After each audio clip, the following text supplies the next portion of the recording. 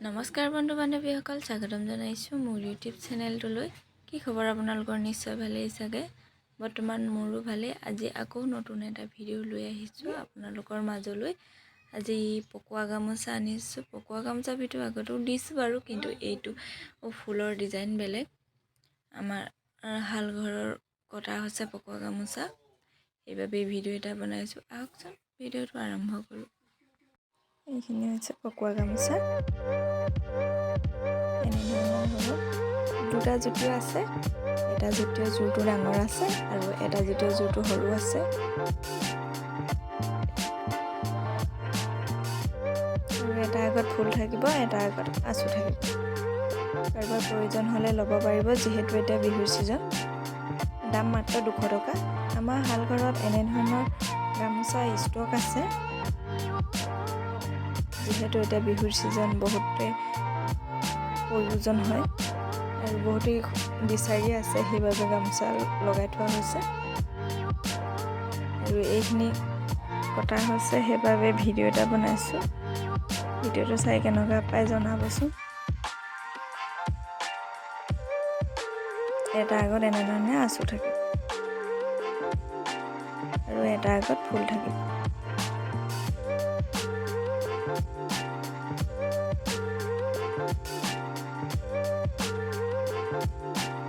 এটা আগত এনেধৰণে ফুল থাকিব।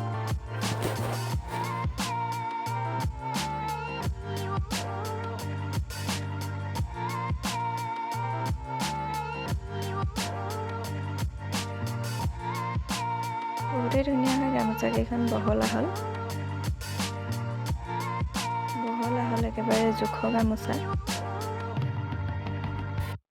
পকোৱা সূতাৰ কাৰোবাৰ প্ৰয়োজন